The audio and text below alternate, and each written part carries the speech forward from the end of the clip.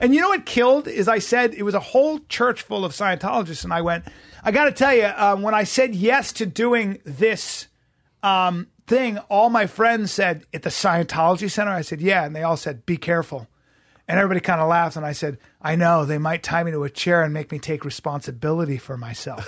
You went, and the whole place went, wow! They were like, I loved it. Woo! You know, anyway, I could do no wrong after that. But it was. I had a lot of interesting experiences, but I don't think that it lends itself. The long point. I don't think that Scientology made better actors out of people. Yeah, it's interesting because I'm a self-help freak. You know, You are? I really How like, so? I just like, I'm always reading something like It's this. amazing. This is an old Wayne Dyer Read it. book. Read you it. know, this is my favorite like relationship guy, John Wellwood. Journey to the Judd Heart. Apatow reading books like this. That's amazing. And I actually think it helps for writing because it's all about psychology and motivations and why people do things. But I certainly hoard self-help advice. And then I think it becomes a soup in my head and I drown in it and I can't get anything done. Really? But you're so but that's focused on not that. true because you're so highly effective. Like you're as successful as it gets in show business, right? If you say that one more time, It's just- can we track how many it's just- times Brian said but that? it's just- it's awkward for me. No, but it's just true. it has to be. It's all. I know, but it's just I feel true. bad about myself. Our listeners are we're gonna get roasted for it. No, we're I not. should be happier. No, but the reason I keep reiterating that is because, like, I always, when I look at you, I think of there's like this sort of end game, right? So in a way, you're at the finish line. I mean, Yes. I'm just saying, we look at it, I've been in the business for 3 years. I know the difference. I mean, I can see it. So I'm up there with Merv. correct. You're there with Merv, man. You're a mogul. But then what cracks me up is you're reading, you know.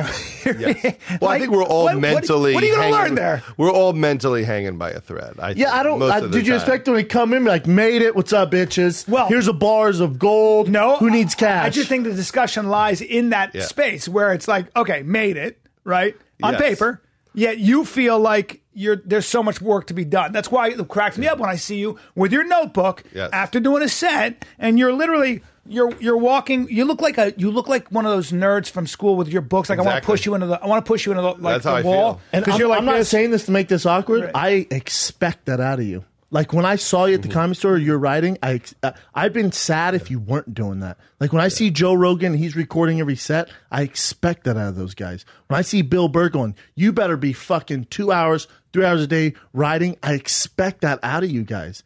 If you came in here and you're the slob, you're 30 minutes late, it would have broke my heart, man. It would have broke my heart. Well, I remember when Louis was getting ready for this big tour he did last year, and there's a whole bunch of nights he came in to the Comedy Store, and they would announce it last second. It would sell out immediately, and I opened up for him on one of those shows, and I just thought, this guy's working so hard on this. He cares so much. He's doing so many shows to get ready for this tour, and then you see what it turns into. It's like Kevin Hart. Kevin Hart, you know, he's a new special. He's getting ready to come out, and he's been in the Valley, and he'll announce it that day. Then he does 4 or 5 shows, small room, back to back. And to me, like, especially this day and age, it's tough to find inspiration. It's tough to find role models, you know, because a lot of people don't talk about that. So you got the way you're going to get inspired is by seeing these guys do it. So when I see, you know, Kevin Hart, who's doing 6 shows in a night, getting ready for a special, and you want to talk about someone who's made it, but that's what you expect out of him, you know? To me,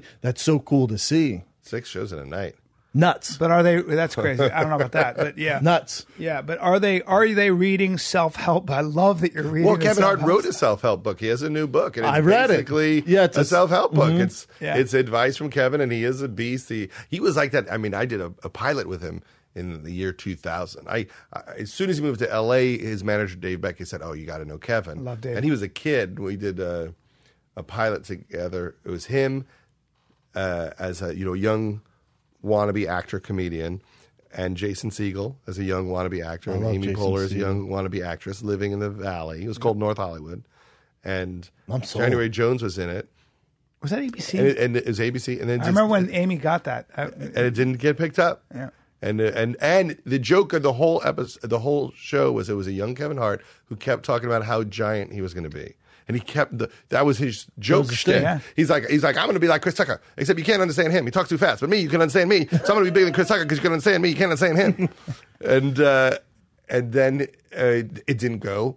And so we put him on Undeclared. He did a bunch of episodes of Undeclared, and he was in the 40-Year-Old Virgin. That's where. And I always thought this guy's the funniest, but I couldn't crack, like, I just couldn't get the show picked up, or I couldn't get the project going.